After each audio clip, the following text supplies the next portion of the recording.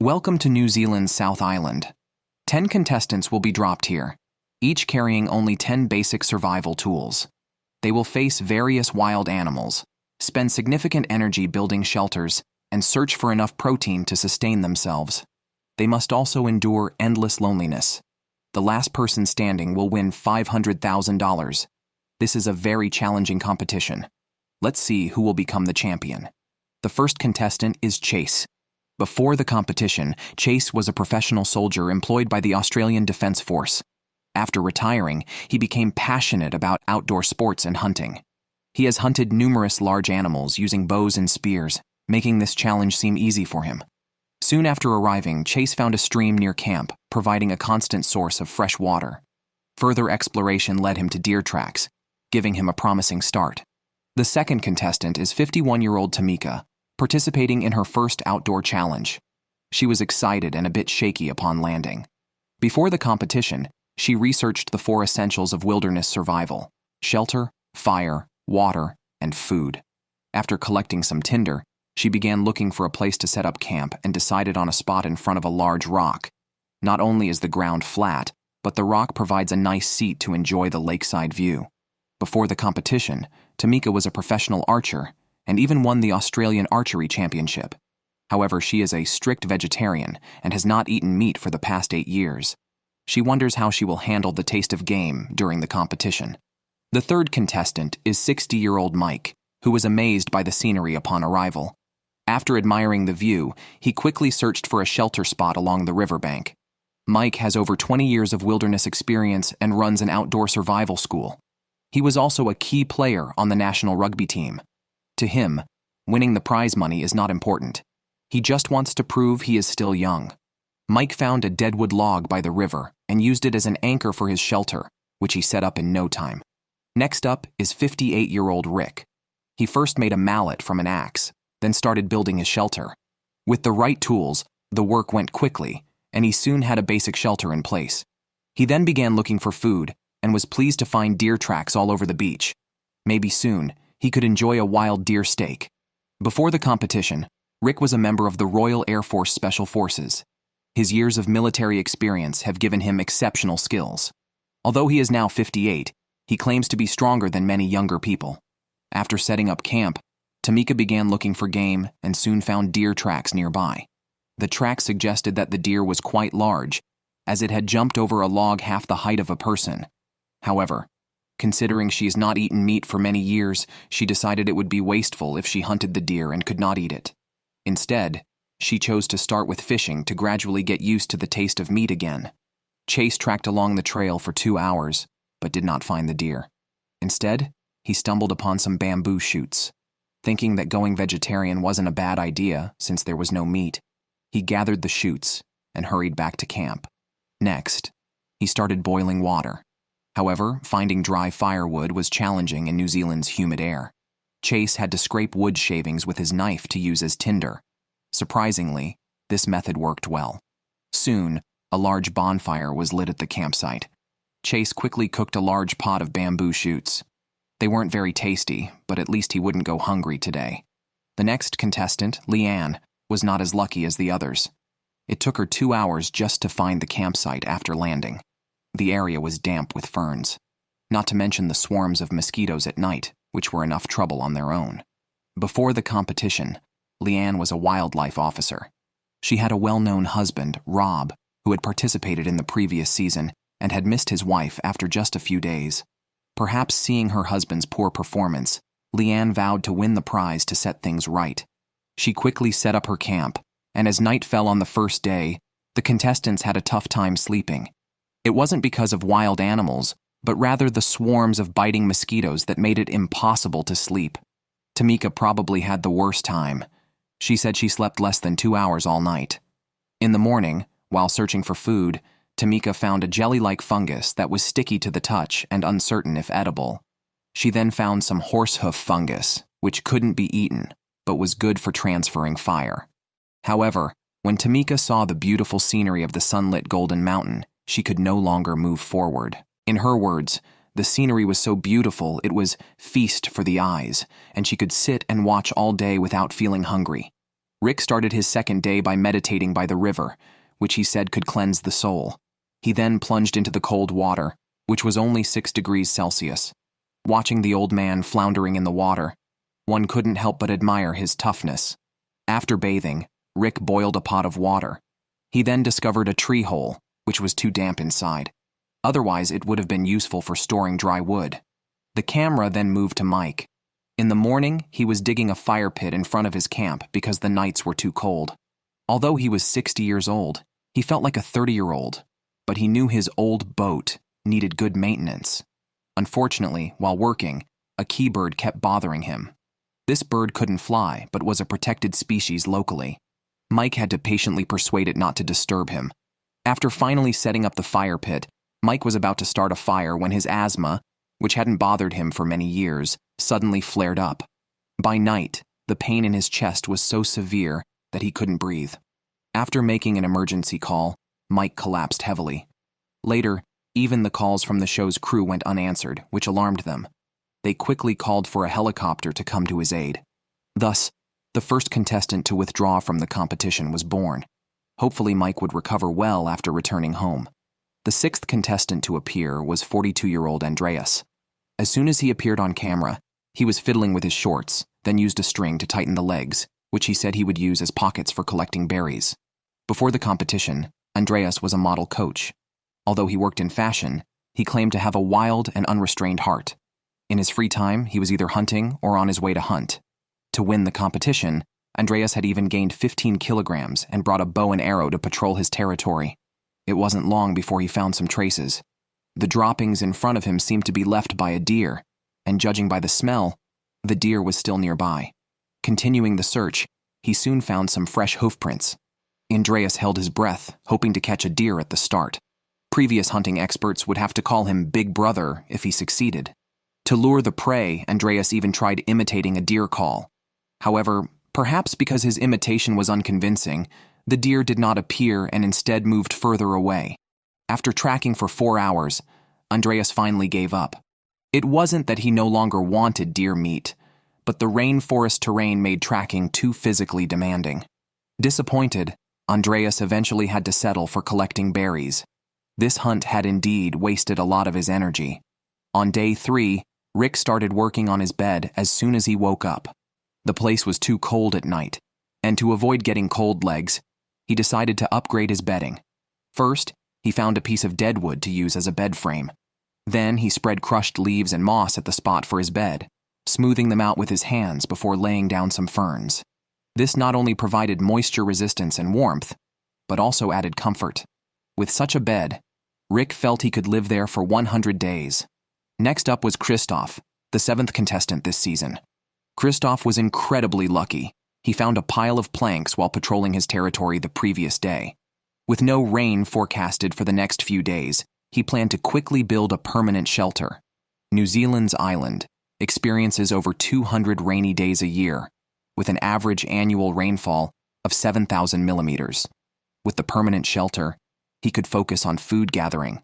Christoph mentioned that he had been camping outdoors with his family since he was in diapers, honing his fishing and hunting skills. His minimal goal for the competition was to last 100 days, surpassing Roland. Christoph's shelter featured an A-frame structure with a neat roof without any overhangs. He shaped the collected timber into a trapezoidal structure at the top, then inserted it into another piece of wood. This structure was both sturdy and aesthetically pleasing. Christoph then used branches and moss to build a wall, and the shelter quickly took shape. It was clear this contestant was skilled. On the afternoon of the 3rd day, Leanne was drying sawdust on a rock. So far, she hadn't managed to start a fire, and with the temperature dropping, her spirits were low due to hunger and the lack of warmth. Fortunately, she found some dry wood in the afternoon and hurried back to her shelter to start a fire. With the dry wood, it wasn't long before a roaring fire was lit in the shelter, temporarily solving the cold problem, though she was still hungry. At that moment, Leanne thought of her disappointing husband. If he had won last season, she wouldn't have had to compete herself. Meanwhile, Leanne wasn't the only one struggling with hunger. Andreas couldn't sleep due to hunger at night. He got up and cooked a large pot of berries and leaves he had collected during the day. Although the result looked like juice, it tasted completely different due to the high fiber content, which formed clumps in his mouth. Despite the poor taste, it did provide a sense of fullness. After eating, Andreas finally fell into a deep sleep, unaware that a deer would visit the campsite that night. A day passed, and Tamika, who had initially chosen a poor location for her shelter, found it cold and damp as it lacked sunlight. Moreover, the nearby lake seemed fishless. After much thought, she decided to move to a sunnier spot. However, several days without food made even packing her bags exhausting. Carrying 100 pounds of luggage, she walked 2 kilometers before finding a suitable place, exhausted.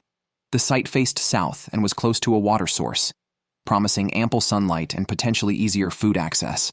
Yet the challenge was to build the shelter before sunset. Meanwhile, Chase was leisurely drinking tea at the camp, reviewing the pros and cons of his deer hunting attempt. Catching deer in the rainforest proved challenging, and he had no energy left to continue the pursuit. He decided to fish instead to replenish his protein. Using wood as bait was an unusual tactic, but surprisingly, it worked when a fish bit the hook. Unfortunately, the catch was an eel, considered a guardian of waterways by the local Maori and thus not edible. Reluctantly, he had to release it, losing a valuable fish hook in the process. Leanne was also fishing on the other side. Unfortunately, she caught nothing all day. She thought about how wonderful it would be to have a meal cooked by her husband, despite his shortcomings. The more she thought, the sadder she became. Eventually, she couldn't bear it anymore and called the production team. After they arrived, Leanne started sharing her feelings in front of the camera. She had thought her husband was incompetent, but only through personal experience did she realize how torturous longing could be. As Leanne left, 8 contestants remained in Alone in the Wild Australia, Season 2. The camera then moved to Tamika. She had started building a permanent shelter, first determining the position of the bed and then constructing the main framework. As she might live there for a long time, Tamika secured every joint firmly. She then covered the structure with a waterproof cloth. Next, she crafted a comfortable single bed. To isolate the moisture from the ground, she elevated the bed several centimeters and covered it with ferns to improve sleep quality. On the 5th day of the competition, Chase was sitting by the shore, looking gloomy. The previous day, mosquitoes had continuously attacked him, targeting his handsome face instead of biting his legs or buttocks. To date, Chase had not consumed any protein. He decided to fish again. As soon as he set up his fishing line, the sun shone on the lake, a good omen. Indeed, a moment later, there was movement on the line. He pulled up a big, edible fish weighing about 2 pounds. Beautiful colors, right? No longer needing to starve, he stunned the fish on the shore. The golden, tender fish meat would confuse any contestant. With this fish, Chase became the first contestant to eat protein. On the 6th day, 8 contestants remained. Chase was anxious early in the morning. The previous night, a group of deer had entered his camp, coming as close as 15 meters. However, New Zealand laws prohibit bow hunting at night. Chase had to suppress his excitement and go to sleep. At dawn, he planned to hunt deer in the mountains. However, this hunt was less successful than the last. After hours, he found no trace of deer and realized he was running uphill towards a cliff. He decided to give up and estimated that the fish he had eaten the day before was now fully digested. Thinking further made Chase more depressed, and he sat on the beach, missing his family. Next up was Jack, the 8th contestant. He impressed the audience with his archery skills. Jack was a decorator but had been hunting and fishing for nearly 40 years. With his extensive rainforest survival experience, he felt that Alone in the Wild was tailor-made for him. Jack believed that hunting large animals, like previous contestants, depended on physical stamina. A competent hunter should start with fishing to replenish protein. To cast his fishing line further, Jack innovatively tied the bait and hook to an arrow and shot it out, then retrieved the arrow using the fishing line attached to the arrow's tail. It seems Jack would also be a fishing expert in the future. Next up is contestant number 9, Susan. Judging by her build, she is a tank-type competitor. Susan lives in a particularly primitive area, so primitive that there is no electricity or internet. Most necessities in life must be self-provided. Therefore, Susan thinks participating in the competition is a piece of cake. Her goal this time is to win $250,000. When she returns home, she plans to at least get electricity and water set up. While scouting the area, Susan discovered a large patch of Miro berries. These berries are not only delicious, but also have a sugar content more than 10 times that of ordinary berries. If she can store some, she could outlast many competitors just with the berries. Over at Rick's side, he went into the woods to find some worms for fishing. However, after digging a few, he noticed his shoes were coming apart. Back home, this would not be a problem. But for this competition, he only brought another pair of rubber shoes. If these broke, he might have to leave the competition due to frostbite. He hurried back to the shelter to clean his shoes and found that the soles were almost completely detached from the uppers. Eventually, Rick had to reattach them using shoelaces, but this fix was hardly reliable. The last contestant to appear this episode is Jason. He was leisurely drinking afternoon tea at the shelter. The tea leaves were actually swarming bugs, but Jason didn't mind. He said cooked bugs are all protein. Before the competition, Jason worked as a youth worker living in a bay area in South Wales. His unique living environment endowed him with hunting and fishing skills. His reason for joining the competition was to enjoy some solitude, and winning the prize money would be a bonus. However, 5 days into the competition, Jason hadn't eaten anything yet. On the third day, he found deer tracks on the coast, so he built his shelter by the water to better observe the surroundings. Following the slope upwards, he found no deer tracks, but unexpectedly picked up a beer bottle. After searching for another 3 hours, Jason suddenly felt dizzy. Given that he is the heaviest contestant this season, weighing 240 pounds, his activity consumes more energy. For safety, Jason had to return to his shelter. Later, he considered using the beer bottle as a float, which could be stylish enough to catch lake trout. As the competition reached day 7, Andreas had to stay in his shelter due to rain. To pass the time, he kept scraping wood to make tinder. When the rain stopped, he quickly went fishing, but a heavy downpour soon forced him back to the shelter. He felt very dejected. If it rained continuously for a week, he might have to leave. In New Zealand, the hardest part of hunting isn't the food or weather, but the seemingly harmless mosquitoes. For example, Jack had already been bitten 300 or 400 times on his legs in just 1 week, not sparing his hands either. Frustrated, Jack had to switch to long clothes. He then went to the lake to fish, insisting he wasn't just a week-long contestant. Meanwhile, Susan also went fishing but felt nauseous on the way. She recalled the alcoholic taste of the berries she had in the morning and guessed that the Miro berries might not have been preserved properly, causing them to ferment due to their high sugar content. Half-fermented food can easily cause nausea and diarrhea. Susan had to endure the discomfort and continue on. Finally, she found an ideal fishing spot covered in bird droppings, likely a regular haunt for fish-eating birds. However, after a few swings of her rod, a strong wave of discomfort hit again, forcing Susan to give up fishing and return to her shelter to rest. At night, Andreas always felt as if something was peeping at him. Initially, he thought it was a hallucination from not eating for a long time. However, as time passed, this feeling became clearer. Andreas held his breath and listened for a while before confirming the presence of an animal nearby. Although the rules prohibited the use of arrows at night, he had chosen a shovel from his 10 tools upon arrival. So, he picked up the shovel and started tracking. It turned out that the noise was made by a red-tailed possum. Andreas seized the opportunity and swiftly caught it. Such a rare source of protein could not be left for another night. Upon returning to camp, he stripped down and performed a massage routine before roasting it over the fire. Even without any seasoning, the crispy and charred taste was dozens of times better than beef. After starving for 7 days, Andreas was only satisfied after eating until he hiccuped and then went to sleep. On the 8th day of the competition, Susan spent the entire day and night in bed, only leaving to fetch water, yet she still suffered from severe hiccuping and diarrhea. Her heart rate was also increasing.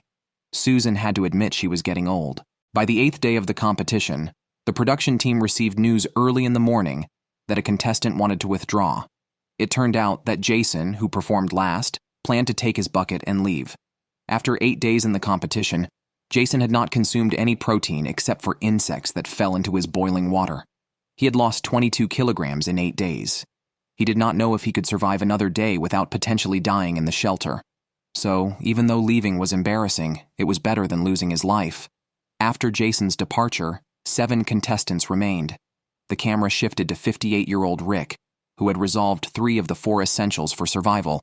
Now, he just needed to find some food to sustain himself. Rick dug up some earthworms in the swamp and then went fishing by the lake. When he finally hooked his first fish after longing for one for 7 or 8 days, he was stunned to find it was an inedible eel. Rick had no choice but to release the eel and cast his line again. He waited until almost dark, and just as he was about to return to camp, a second fish bit. Excited and trembling, he pulled it out to find a 3-pound lake trout. Oh, look at that. Look at that. Beautiful thing. Thank you. Even though it was completely dark by then, Rick was not going to let this fish last another night. He returned to the shelter and cooked it on a hot iron plate, becoming the second contestant this season to consume protein. On the 9th day of the competition, Susan's hiccuping and nausea had not improved at all, but rather, she had severe diarrhea all day. Hungry and alone, she couldn't help but reminisce about the happy days spent with her husband. But waking up meant facing reality, enduring hunger and trying to control her vomiting. Diarrhea had brought her to the brink of dehydration. If she continued to vomit and have diarrhea, she might also have to take her bucket and leave. Now, she only got out of bed to fetch water, spending the rest of her time lying in the shelter to rest. If given another chance, she would never eat those fermented berries again. The camera then moved to Chase, who had finished eating the lake trout he had caught. With no food left, Chase had to gather some leaves. Although these plants provided some calories, they only contained about 20 calories per kilogram. Fortunately, eating them helped him feel less hungry, so Chase cooked a full pot. At this time, Chase talked about his participation in the competition. His wife was 8 weeks pregnant when he left, and by now, she would be 9.5 weeks. In a few days, they would know whether it was a boy or a girl. But at this crucial moment, he was not by her side, which deeply saddened Chase. He tossed and turned all night, and first thing the next morning, he called the production team. He had made up his mind. Even if he won $250,000, what good would it do if he missed being with his child during such a special time? After all, for a child, there's only one chance like this in a lifetime. After Chase left, there were only 6 players left on the field. Meanwhile, Tamika had finished moving. Once she dealt with the fire pit and chimney, her shelter would become the warmest house of the season. However, the chimney was only half built when Tamika felt a chill on her back.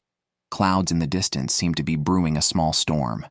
Tamika quickly put aside her work to install windbreak walls using dry trees for the shelter. After exhausting herself, she felt a sudden fatigue. Tamika said it wasn't just from the work. For some reason, she had her period again after a year or 2 of menopause.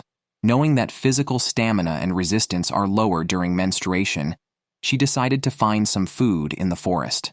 Initially, Tamika planned to cook mamaku leaves, but instead she found a dead tree. After clearing the dead leaves, she only took the tree core back, which is tastier than the leaves and even sweeter when roasted.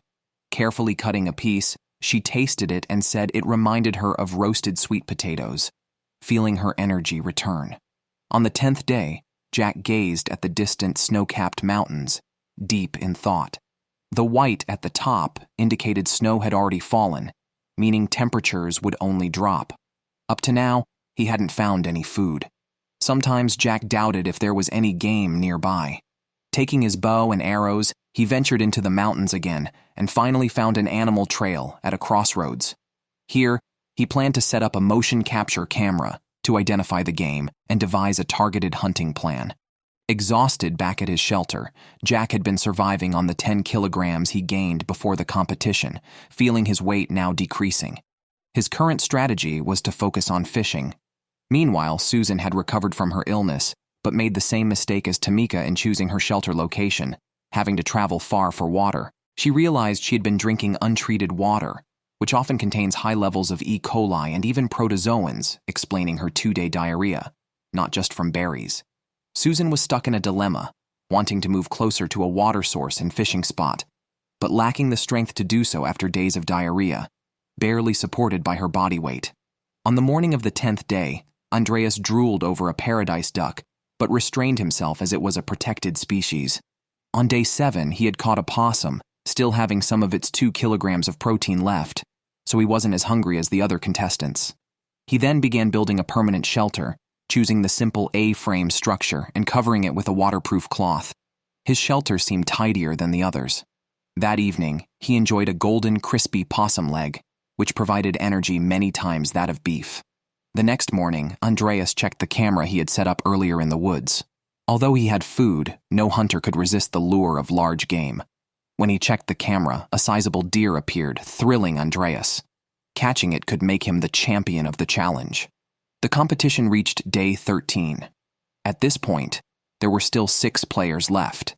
Andreas hadn't seen the sun for 3 days, and the continuous rainy weather kept him from looking for food. Deciding not to let fate be dictated by the weather, Andreas chose to fish in the rain. Since there had been no catches near the camp for several days, he went to a bend in the river. To his surprise, he saw an old lake trout as soon as he arrived. Andreas immediately cast his line, and within seconds the trout began to bite. He quickly pulled it up and dispatched the fish. This fish was quite large, providing enough protein for Andreas for 5 days. After a quick cleanup, he hung the fish at the camp. Feeling lucky, Andreas planned to continue fishing. Just as he was crouching by the water, his keen eyes spotted another trout. Repeating the same process, the big fish bit within a few seconds. If not for seeing him cast, one might suspect the fish was planted by the show. This fish seemed even larger than the first, struggling more in the water. Andreas took a while to subdue it. Nevertheless, with 2 fish in one day, Andreas became the wealthiest contestant of the season. Christoph, who hadn't been seen for several days, also came to fish by the lake. He woke up with a headache this morning, probably due to malnutrition from not eating for a long time. Christoph chose a promising fishing spot. Soon, his line tensed. He muttered, "Not an eel, not an eel." But unfortunately, it was indeed an eel. Christoph cursed and released the eel back into the water. So far, he had no catches. His confidence was severely affected. Remembering his grandmother, who endured over 100 days of hunger during the Warsaw Uprising, Christoph could only pray to inherit her resilience. Meanwhile, Susan started having diarrhea again. She finally realized that drinking unboiled water might have caused it. Now she hoped her intestines would adapt to the local conditions after 5 days of diarrhea. Regarding the campsite issue, Susan decided it was better to endure short-term pain and move. Without any food supply, undertaking such a big project was risky. Her new campsite was by a creek, with a perfect spot for storing wood.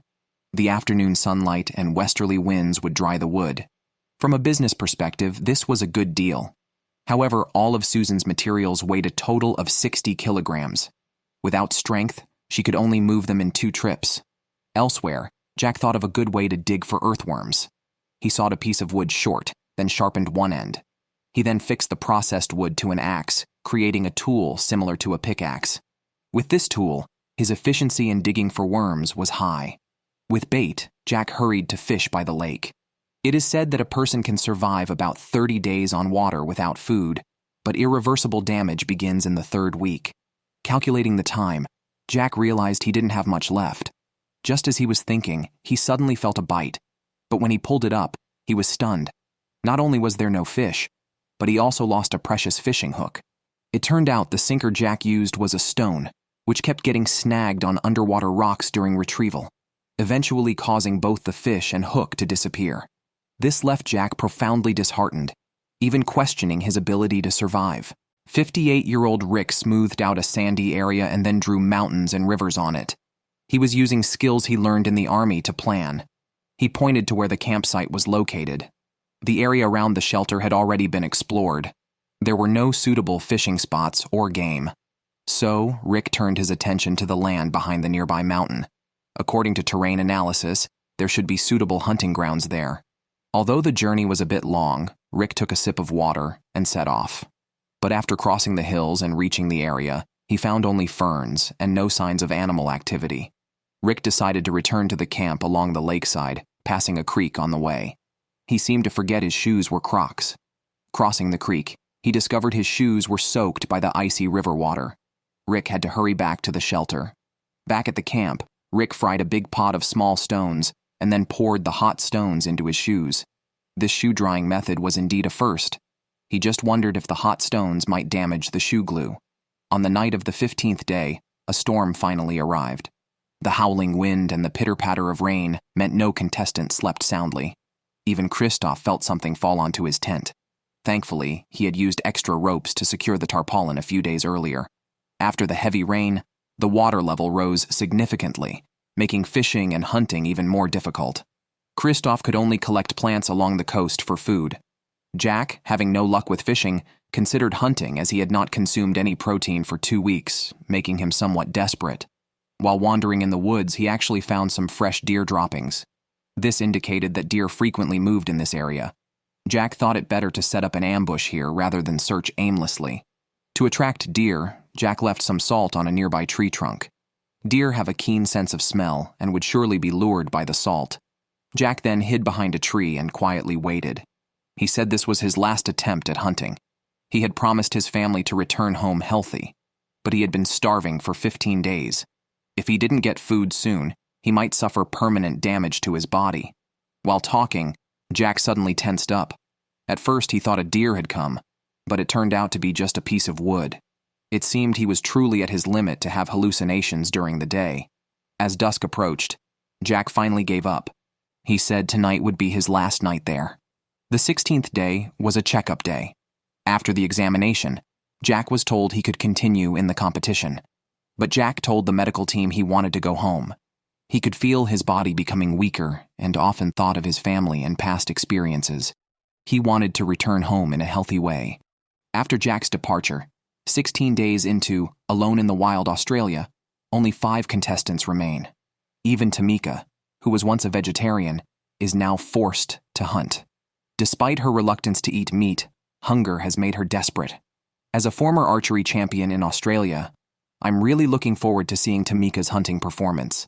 In the woods, Tamika first finds a possum den, and after careful observation, confirms that the possum is not at home. Then, Tamika encounters some deer droppings and continues tracking with her bow and arrows. With her archery skills, any visible prey should have no chance of escape. However, the difficulty lies in finding the prey. Disheartened, Tamika reflects on the experiences she's had since joining the contest. She feels that even if a deer appeared nearby, she could not bring herself to harm such endearing creatures. She even starts to doubt if she is suited for this competition. Is this archery champion about to quit as well? On the 18th day of the competition, Christoph, with no food reserves, is busy making rope. A storm had used up his rope supply on securing his shelter, so now he must make his own. Christoph collects flax leaves, extracts the fibers, and slowly twists them into rope using a spinning wheel that he crafted by hand a few days ago. This spinning wheel, turning slowly, seems to speak of his persistence and ingenuity. Surprisingly, this man has such dexterous hands. Christoph says he does this partly to alleviate the loneliness. Keeping busy is better than sitting around hungry. But during this critical stage of the competition, is it wise not to focus on gathering food? After a week of rainy days, the sun finally shows its face. The dry wind clears the gloom, lifting Andreas's spirits. Currently, Andreas is still sleeping on the floor of his shelter, which became cold and damp during the rainy days. Taking advantage of the sunny weather, he plans to upgrade his bed by elevating it about 50 centimeters off the ground, using a tree trunk against the shelter's wall. This should keep him from getting rheumatism. At nightfall, Andreas checks the fishing line he set up during the day by the river. To his surprise, he pulls up a lake trout weighing about 3 to 4 pounds, longer than his forearm. It's his third trout, plus a possum he had earlier, making his victory seem within reach. Back at the shelter, he quickly prepares sashimi. While slicing the fish, he feels watched. After searching, he finds a possum perched 15 meters up a tree. Attempts to dislodge it with a shovel fail, so he reluctantly returns to camp. The possum resumes its watchful position, forcing Andreas to hide his fish inside the shelter. When morning comes, Tamika goes fishing by the river. After 18 days, she has yet to catch any game. She feels the area assigned to her is too barren. For a former archery champion, it's disheartening to go this long without food. Not even the local fish bite. To make matters worse, she loses her buoy while fishing in the afternoon, a critical loss that breaks her down completely. She ends up crying on the beach for over 2 hours. Another female contestant, Susan, found a plant. She crushed it to extract its juice, which she then applied to her shoes and hat as a waterproofing measure. After treating her footwear and hat, Susan went hunting in the woods, eager to catch an opossum to taste. Surprisingly, she immediately found a tree hollow that appeared to be an opossum's den. Susan watched the entrance for a long time, unafraid of anything suddenly emerging. Unfortunately, the hollow was empty, and Susan had to move on disappointedly. Eventually, she found some ferns near a stream.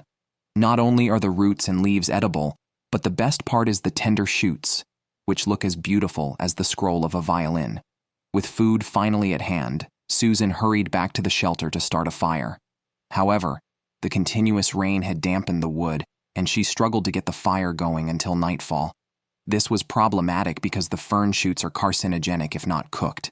Now, with food available yet inedible, Susan felt despondent and wondered if continuing was worth it. It seemed she was close to giving up. Meanwhile, Rick discovered some deer tracks, suggesting a doe and her fawn had come to the river to drink. He followed the tracks into the woods and quickened his pace. However, after walking for a while, Rick had to sit down due to severe pain in his toe, caused by his waterlogged shoes. These shoes were becoming a real hindrance. Rick returned to the shelter to continue repairing his shoes. He heated a picked-up hose and used its rubber to glue the soles. Rick's shoe repair skills were improving, hinting he might become a cobbler if he didn't win the competition. On day 21 of the competition, Tamika had lost 17 kilograms since the start, and even her pants were now too large. Moreover, her menstrual cycle had not ceased, requiring extra time daily for cleaning her clothes. Tamika felt this was a warning from her body, and without food, she might not last another 3 days. Facing this hopeless situation, Tamika sat down in the camp and cried. However, being strong-willed, she decided to try harder, hoping for a breakthrough. If there were no fish nearby, she would go farther to find a new fishing spot, regardless of the difficult path. It was a do-or-die situation for her. Upon reaching the new spot, Tamika was delighted by the promising waters and soon caught a brown trout, which brought her to tears of joy. She felt this was a sign she was meant to survive in this rainforest. Tamika, no longer concerned about being a vegetarian, started devouring the trout. By day 23, 5 contestants remained. Archer-turned-fisherman Tamika enjoyed a rich breakfast of fresh fish soup, no longer mindful of her 8-year vegetarianism, even consuming the fish gills and eyes in the soup. Meanwhile, Krzysztof, after spending days making rope from grass, was dizzy from hunger. He set up a fishing device by the lake as the colder weather drove fish to deeper waters. Initially planning to build a small sailboat to carry bait further out, he made a hole in a plank and used a flax leaf as a sail. However, his hopeful boat capsized immediately upon launching, forcing him to reconsider his strategy. It has been a week since Rick last harvested protein. Now, feeling famished, his eyes are hollow and his legs weak. He decides to take a cold shower to refresh himself. Indeed, after getting out, his thoughts become clearer. In order to catch the trout in the water, Rick has tried changing hooks and baits. So far, he has only eaten 1 fish since the competition began. Now he plans to create another rat-like lure from a stick found on the shore, which costs nothing. He carves it into a rat shape with his knife, adding a slit in the middle to secure the hook. To further deceive the trout, he makes a fake tail from a string. Once done, he quickly takes it to the lake to test, and it seems even more effective than worms. However, during casting, he accidentally tangles the fishing line, which frustrates him increasingly. To avoid letting his bad mood affect his fishing, Rick decides to head back to camp to calm down. Since experiencing success in fishing, Andreas has grown fond of casting his line by the lake whenever he can. Despite his diligence, it has been 8 days since he last caught a trout. As he mutters to himself by the shore, a large fish slowly approaches. He quickly prepares the bait and casts precisely. Yet just as the fish is about to bite, it seems startled and swiftly swims away, leaving Andreas frustrated and sighing by the shore. It seems one must learn to be content. Other contestants are still starving, while he hasn't yet finished the fish at his camp. Since switching to fishing a few days ago, Tamika has fallen in love with her new profession. She sets up her fishing gear at her lucky spot and waits. 2 hours later, she catches another plump trout. Fearing the fish might escape, she hits it several times with a stick. Back at the shelter, Tamika plans on preserving the fish longer. She slices the trout into thin pieces and hangs them above the campfire to slowly dry. Once the moisture is evaporated, the smoked fish are easy to store and convenient for cooking, either steamed or braised. Afraid of small animals stealing the food, she strings the fish up from the ceiling beams with fishing line. She hadn't realized how rewarding the job of a fisherman could be, and regrets the many days she spent hungry. Meanwhile, another female contestant, Susan, has been so desperate she's turned green eating grass. Assigned to a spot with no fish or deer, she couldn't even catch a mouse. Despite these difficulties, she suffered from diarrhea for 5 days. One should never underestimate a tank player's attack power, but never trust their health bar. Now the only way to obtain protein is by investigating a suspected possum burrow she found 2 days ago. With bow and arrow in hand, she finally encounters a possum that hasn't left its burrow. Unfortunately, the possum appears to have been bitten and is already a mummy. Reluctant to waste this find, she takes the possum to the lake. After a careful examination, she finds some skin and fur on its paws still intact. Susan scrapes it off to use as bait, hoping to end her 20-day streak of catching nothing. Christoph's last attempt at making a fishing sailboat was unsuccessful. He decides to build an automatic fishing device from wood, eliminating the need to wait by the shore. He gathers wooden planks, drills 2 holes in one, and assembles them together. After testing it in the water, thankfully, it does not capsize.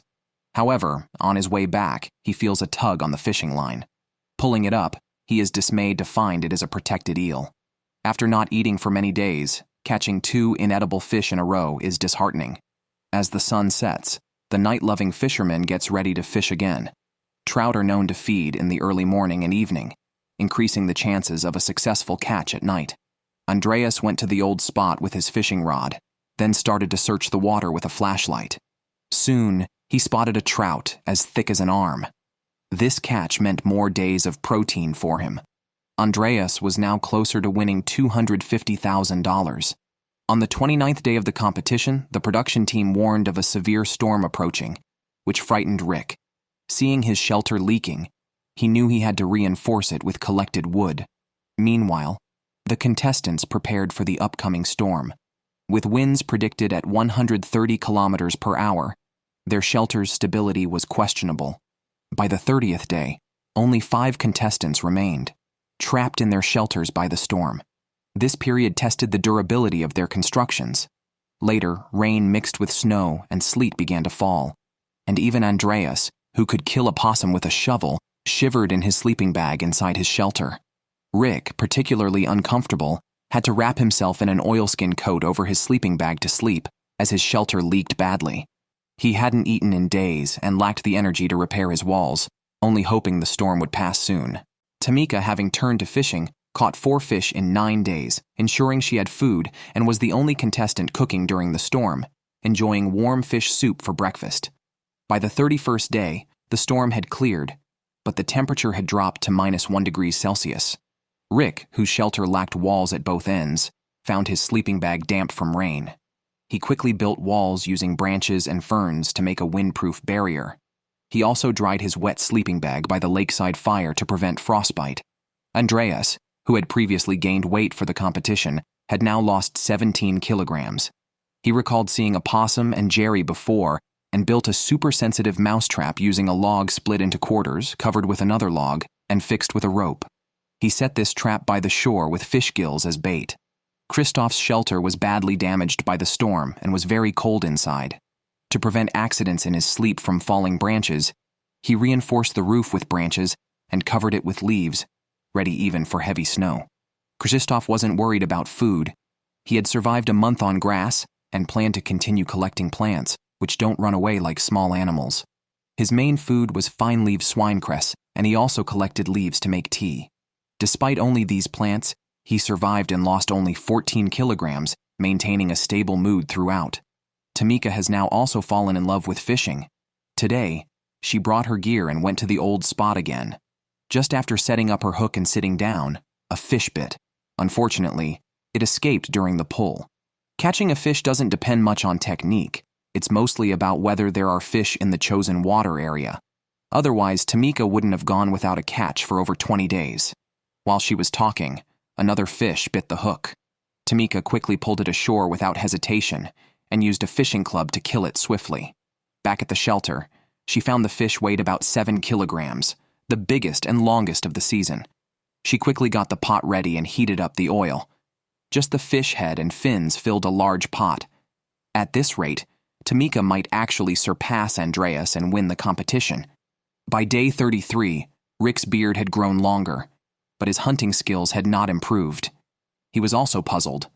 Although he was decent at fishing, he hadn't caught anything since that one fish. He changed locations, hooks, and baits, but still often went hungry. Today, he changed his fishing spot again, only to be swarmed by mosquitoes as soon as he set up his hook. With one slap, he could kill dozens. To avoid being eaten alive by mosquitoes, Rick had to retreat quickly. Susan's situation became more like a hermit's. After 30-some days, she hadn't eaten anything yet still felt like singing. The ongoing hunger made Susan start missing her family. However, thinking of the $250,000 prize, Susan decided to keep trying. After all, winning the prize would allow her to retire on the spot. By day 35, Rick might really have been at his limit. Just packing his backpack made him dizzy. Considering his age of 58 and not having eaten properly for days, it was normal to have low blood sugar and blood pressure. He didn't know how many days he could last, but he had to keep pushing as long as he hadn't reached his limit.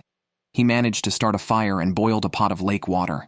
The sun set and night fell. Andreas stewed some fern leaves to stave off hunger. He had been waiting for his mousetrap to work for days, but the mice ignored it every time, which felt like a slap in his face. Andreas analyzed the reason and thought that fish gills might not attract mice, so he replaced them with berries. However, in the following days, possums kept destroying the trap. Although Andreas heard the noise, he had lost hope in hunting possums. Every time they saw him, they would climb high into the trees, and he couldn't use his bow and arrow at night. The next day at dawn, Andreas quickly checked the motion camera. In the middle of the night, a mouse did enter the trap, but stayed for about 20 seconds without triggering it. The mouse escaped a split second before the lid closed. Andreas was incredibly frustrated. By day 38, Rick finally couldn't hold on any longer. Early in the morning, he sat by the lake and called the production team. Thinking about his situation, surviving 38 days on just one fish was tough. Although it was hard to give up, the lack of protein intake forced Rick to regretfully leave the competition. Now, the challenge officially entered the final stage of the 4 hungriest competitors battling it out. The competition reached day 43. After a storm, a heavy snowfall followed. Andreas was thrilled by the beautiful scenery before him, but soon he could no longer smile. The drop in temperature caused many animals to hibernate. The trout he had often caught before moved to deeper waters. With no other options, he resorted to eating leaves to get by. However, the leaves were almost gone today. To win $250,000, Andreas had to brave the severe cold to find food. His target was the easily accessible ferns, but the damp soil in the forest, combined with ice and snow, made every step risky, and he had to be careful not to fall. 45 minutes later, he finally found his target. Without delay, he quickly cut 2 large bundles. In just that short time, his hands and feet were freezing. After recovering, he quickly packed up and returned to the shelter. On the other hand, Christoph was acting strangely. He lay in bed unable to sleep for about 5 hours. It seemed hunger was affecting his brain function. Yet, in these tough conditions, he still didn't think of finding food the next day. Instead, he sat by the lake foolishly carving wood. It seemed he really thought he was the magical Ma Liang. By day 46, Tamika, who had previously turned her fortunes around by fishing, was also struggling. Her previous catch had been exhausted days ago. She had been hungry for 2 days, and the falling temperature made fishing increasingly difficult. Yet, she still did not want to give up this sole food source. She packed her gear and headed to the lucky spot again. This area had once yielded 5 old lakefish, helping Tamika persevere for over 20 days. Upon arriving, she first took a sip of lake water to calm her nerves, then quickly set up her fishing gear. What followed was a long wait. But after waiting for over 3 hours, just as Tamika was about to give up and return to camp, the fishing line suddenly moved. She quickly pulled with all her might. However, the fish was perhaps too big, and instead of catching it, the line broke. This disastrous turn of events left Tamika sitting on the shore, crying. Day 47 arrived. The usually cheerful Susan also felt unprecedentedly dejected. So far, she had not caught any protein. Even though she had set several fishing lines in the water, each with different baits, she still had no luck. Hadn't she considered changing spots? Tamika had turned her luck around by changing locations. Desperate, Susan turned her attention to the wheatgrass behind her. If she remembered correctly, it was the seed-setting season for wheatgrass. The carbohydrates in the seeds were enough to sustain her for several days. Susan promptly picked the wheatgrass clean, returned to the shelter, and shelled the seeds with 2 stones. After frying them in a pan, they even smelled a bit like sesame. The energy density was likely many times that of leaves. Such luxurious food could only be eaten sparingly, with some left for breakfast the next day. In the blink of an eye, the competition reached day 50. The situation remained a struggle among the 4 hungry competitors. Tamika, still dwelling on the fish she lost days ago, was so upset that she lost interest in anything else. She stayed in the shelter, constantly reminiscing about the past. It seemed likely she might be the next to pack up and leave. The camera then turned to Andreas. As the weather grew colder, fishing became more difficult. But a competent hunter shouldn't always eat grass. Luckily, a few days ago, he stumbled upon a prime spot. He could even see the wild trout with the naked eye. So, Andreas took his gear and tried his luck. The new fishing spot was deep in a dense forest. It took a lot of effort to get there. As soon as he arrived, he saw 2 trout busy spawning. Since the fish were focused on laying eggs, they wouldn't bite even if food came their way. Realizing fishing was unrealistic at that moment, Andreas decided to try catching them by entering the water. This was quite risky, especially in the current sub-zero temperatures. A mishap could easily lead to hypothermia. Yet, halfway there, he realized, due to the refraction of sunlight, he had misjudged the water's depth. The trout were in a deep pit. It wasn't worth the risk. Andreas had to turn back, the fish uncaught, and himself shivering from the cold. He had no choice but to return to the shelter to warm up. Fortunately, on his way back, Andreas discovered more deer tracks. Unfortunately, the tracks went straight into a creek. Andreas had to return to the shelter and think of a plan. The competition reached day 52, and it was still dominated by 4 very hungry contestants. Christoph was incredibly resilient, having lasted this long without any protein. In his view, as long as the production team did not send him home, he would keep enduring. However, his condition was not normal anymore. He felt dizzy and lay in the shelter all day, unable to sleep, mostly staring at the ceiling and missing home. He felt that it wouldn't be long before he had to quit. By day 53, Tamika simply did not want to move. She hadn't caught a fish in 22 days and was extremely weak from hunger. Although food was not out of reach, with Canadian geese allowed for hunting outside the camp, she wasn't just boasting about her capabilities. Besides being a former police officer, she was also a champion archer in Australia. At a distance of several meters, the geese had no chance of escape. Yet, she had not taken action because she was too upset. Having not eaten meat for 8 years before the competition, as a vegetarian, she was terrified of taking that step. Even the fish she had eaten required significant mental preparation. Now, fishing was no longer viable, and eating a goose seemed the only other option. So, Tamika took her bow and arrows to the lakeside, torn between feeding herself and not wanting to harm such adorable creatures. After hours of mental struggle, she decided to give up, mainly because the 2 geese seemed to be a pair and she couldn't bring herself to separate them for her own sake. Finally, she resolutely called the production team. It was a pity for Tamika, as she lost mainly due to her age and physical condition. Next door, Susan had also survived without any protein. Judging someone for not eating meat is hard as everyone has their own principles to uphold. After Tamika left, only 3 contestants remained. Andreas, with his bow and arrows, began tracking the deer. With limited energy, running through the forest was unrealistic, so he opted to wait at the last place he saw the tracks, maximizing his efforts as a hunter. As long as he wasn't forced to leave by the production team, he would continue hunting. Meanwhile, Christoph's headache had passed, but he still felt dizzy, likely due to malnutrition. The only solution was to find food, yet he hadn't caught any fish in over 50 days, creating a vicious cycle. Christoph also took out his satellite phone, and just when everyone thought he was about to quit, he revealed he was just joking. As long as the medical team didn't advise him to leave, he would keep pushing to see his limits. With the competition now down to 3 contestants on day 54, Susan, the only remaining female, was also reaching her limit. Surviving on just grass for 54 days was an incredible feat, but she was now bewildered. Not skilled in hunting, she had focused on gathering, but as the temperature dropped, berries and mamaku leaves became scarce, causing her inner fear to grow. Recently, she even experienced an increased heart rate. Unsure how much longer she could last, she reflected on her journey, remembering her initial excitement and the first time she found berries, even though they caused her diarrhea for 5 days. Despite these challenges, she remained optimistic, trying to catch possums and fish, yet never managing to secure any protein.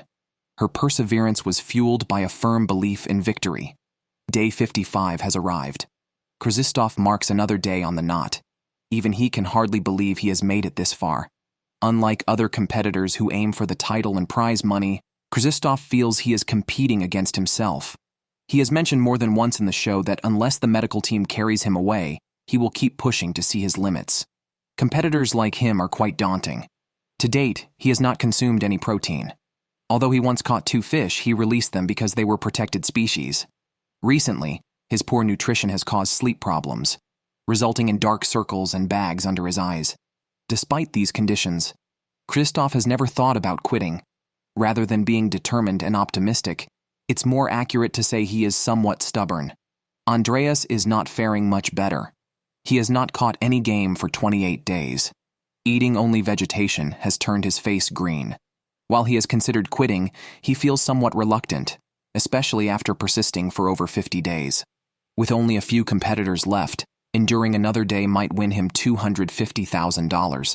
However, he has tried all possible methods and can't think of any way to turn the situation around. With no other choice, he takes his bow and arrow out for hunting again. After a half-day hunt, Andreas returns to the shelter as night falls.